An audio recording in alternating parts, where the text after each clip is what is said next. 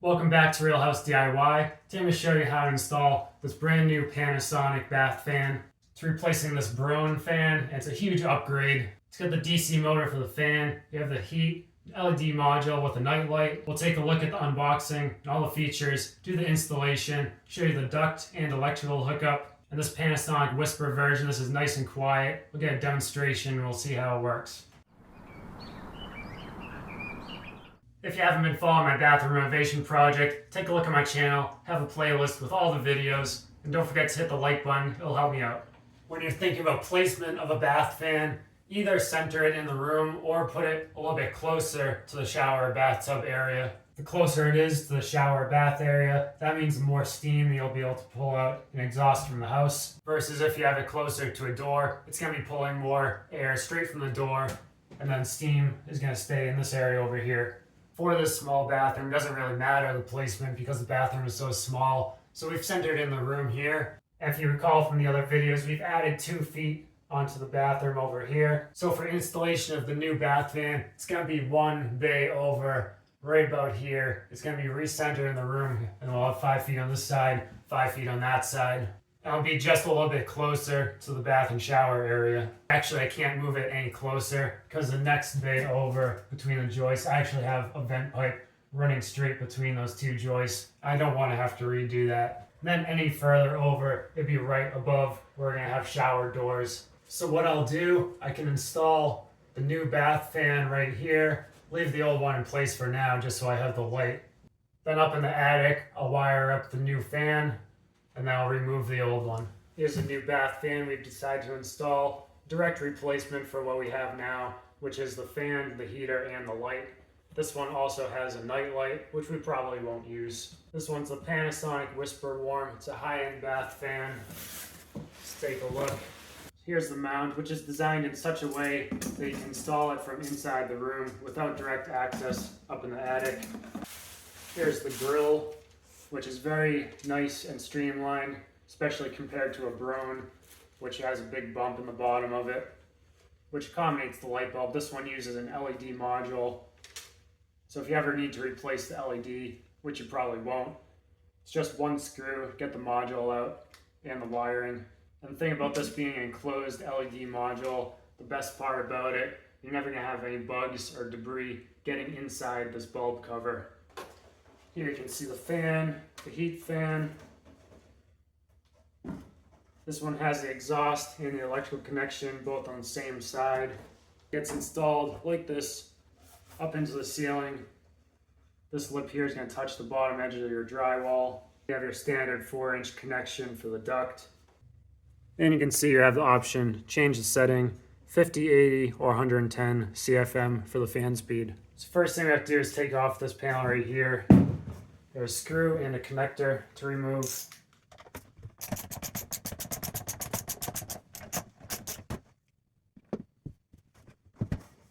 Here's the electrical connector. And this should slide off. I suggest wearing gloves for this step. It can be a little bit sharp. Also need to remove the tape from the damper. Your damper is normally closed, and when the fan's running, it'll push air against that to exhaust. So then you have your mounting bracket. You can see it needs to expand so it fits perfectly between the joists. Each of these ends is going to touch the joist, so you can go 16 inches, you can go up to 24 inches. And if this is new construction, they need you to bend down these tabs so you don't have drywall on the ceiling with new construction. These tabs will be bent down, and those are going to touch the bottom of the joists up on the ceiling. For retrofit, where you already have drywall ceiling in place, you do not bend those tabs, but you are going to bend this to get it up into the opening, strain it out over the top of the ceiling drywall, stretch that out to the joists, and then you can install the bracket with the drywall ceiling in place. If you have access in the attic, definitely recommend this method. Get the insulation out, get it all nice and clean. Here's the old bathroom fan.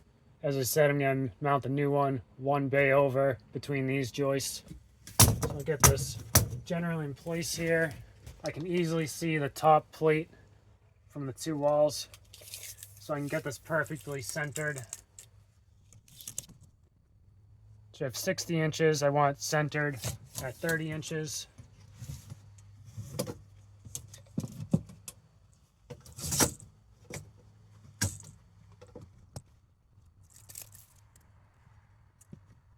These shorter screws are going to be used for the bracket here. And the instructions aren't terribly clear about which ones to use, but you'll realize these short screws, you won't be able to get that through the drywall to mount the fan to the ceiling.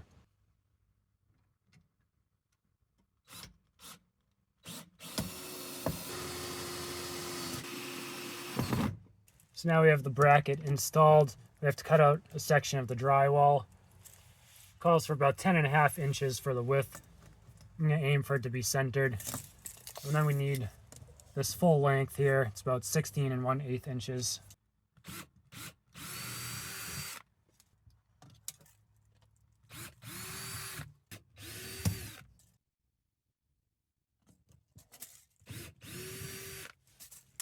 Now I'm going to find it easier to cut from top down rather than up above my head from down the bathroom. So I have those 4 corners marked here. I'm going to tape up some plastic on the bottom of the ceiling, so any dust from the drywall is going to stay contained, and then I'll make the cuts. So there's the 4 holes that I drilled to confirm that matches the footprint of the fan, so it'll fit, which is this width and this length, and this is the lip that's going to be touching the bottom edge of the drywall ceiling. And double check from inside the room, make sure that's perfectly centered, which it is within 1/4 inch, and connect the dots here and score with the utility knife around the edge from inside the room, because as you can see, there's a decent layer of mud on the existing ceiling here. You can see that it will chip away in large pieces. So I'd like to avoid that, have a little less rework. Even though the grill will probably cover up any of that. Try to get it perfect the first time.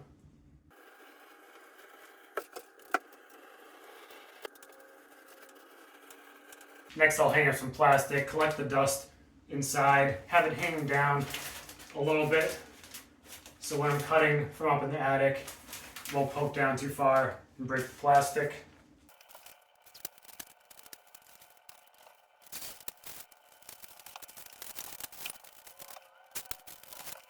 Mark my lines I'm cutting up here as well.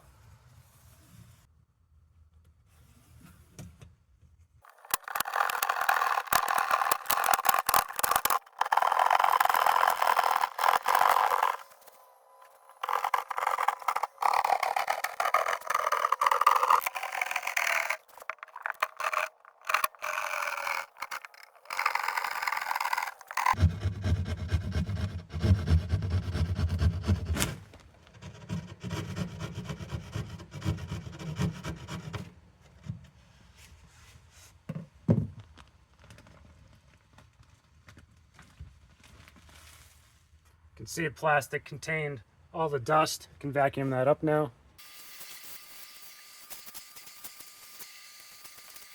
So that worked really well. Take down the plastic.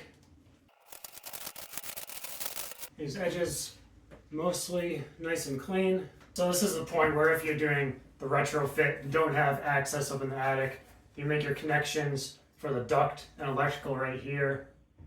So I'm going to make the duct and electrical connections up in the attic after this is all installed down here. Have this in place first, then install the fan, add the screws. Before I put this in place though, I'm going to make sure that the fan fits this footprint that I cut out.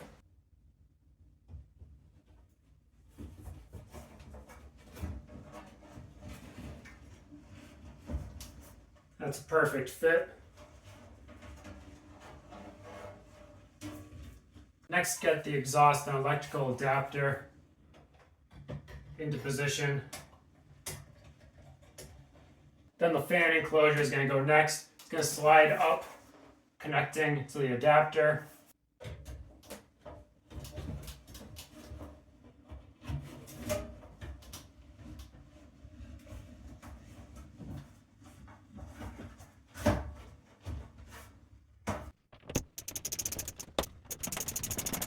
when you hang the screws to the side with the adapter, it's not going to be secure under the entire fan. So what I'm doing, I'm adding some washers to the screws here to get more secure fit, holding the fan to the ceiling, not just the bracket. That big plus, if you have the attic space, you can go up there and actually see the screws secured into the bracket. But as you're screwing them in, you can feel them getting through that bracket just fine. It feels really secure. I will note, while we're here, we have a filter that you may need to clean on a regular basis. Make sure that's inserted into position. We added that set screw back in. Also have the wire to reconnect.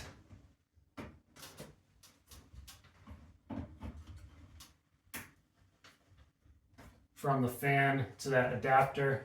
Next, before we put the grill on, there are some adjustments that we need to make on this first. So for the heat fan, you have these grill grates. If you look really closely in here, you can see arrows that show the direction of the heat direction. So right now it's set up to be blowing hot air against the wall, which we don't want. We want to go in this direction towards the shower and bath. So I need to rotate those 90 degrees. If you need to change the direction of those, just take out these two screws. There's that arrow that we're looking for. So I'm going to turn both of these 90 degrees. Of course, you can always change them anytime that you need to.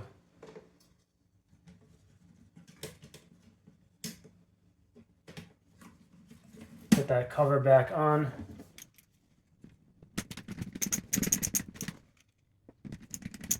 Now to get the grill on, make sure you have it the correct orientation. The grill blades over here on this side, aligning with the heat fan. You insert the spring clip on one side, start, connect the wire for the light.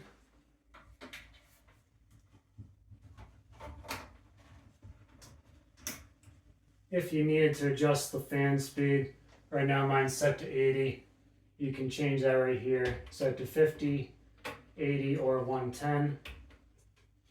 Then get the other spring clip into position. You need to adjust slightly to get those blades for the heat fan. They line up perfectly with the heat fan. And there we go, that's flush on the ceiling. So I'm completely finished down here. Next step, I'm going to do the ductwork and electrical up in the attic. Just finishing up now with the exhaust duct connection and the wiring. Now see, I have all the 12 gauge wiring. The manual specifically wants you to run a dedicated 20 amp circuit for everything inside this box, including the lights. If all you have is a 12.2 Romex, you can certainly do that like I did here. Even better if you have the 12.3 or 12.4 Romex, definitely do that. Here's the detail in the manual. They're saying must connect with a single 20 amp power supply. However, if you look at the wiring diagram, the light module is a completely separate circuit. So if you want to have the light on a separate 15 amp circuit with 14 gauge Romex, that'll work fine. Then keep the vent and heat on a dedicated 20 amp circuit with 12 gauge Romex. One more diagram worth looking at is this one. Shows the color coding of the wires. So if you lose any of those labels that are on the wires, you can look at the colors, match it up with this diagram. There are two knockouts on the junction box here. Remove both those knockouts and you can add your clamp connectors to connect your Romex. See, I'm using the 4-inch exhaust connection here. I just have a clamp going around to tighten that exhaust. I'm getting ready to tuck in the wires in the junction box before I cover it up. Just want to show you, I'm not planning to use the nightlight, just put a cap on that. Everything inside the junction box labeled really well, so you know exactly what to connect. We'll tuck all these wires back in here. This cover, it snaps in on the left side. Then add the screw on the right side.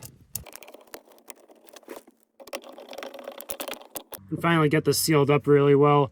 I'm going to use the Smart Vapor Retarder and tuck tape. Get it taped right against this housing here. Get it as airtight as possible. Then get your insulation back in. Now I've got power reconnected. We'll turn on the light. I have that nice bright LED. It's a really nice soft white. And this version I got does not have the color temperature selection. So I don't have the option on this one to change it to daylight or cool white. Next I'll turn on the heat fan. Just switched it on, and you'll notice that it does not immediately start. Maybe about 10 seconds later, actually turns on the fan, starts blowing some warm air. There we hear that fan kick on, and starts off warm right away. Not too loud at all. Turn off the heat fan. I'll turn on the exhaust fan next.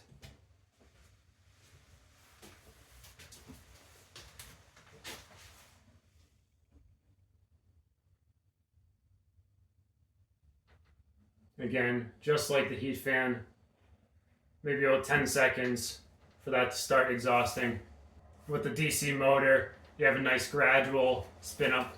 Be nice and easy on the components, good for efficiency. So if you want an immediate startup for the fan or the heat fan, then get the AC version. It's the DC version of this fan. Gives you the option to change from the 50 to 80 CFM fan speed setting. If you have any questions about the Panasonic fan, get those in the comments. I'll get an answer to you. Hope you found this video helpful. Thanks for watching.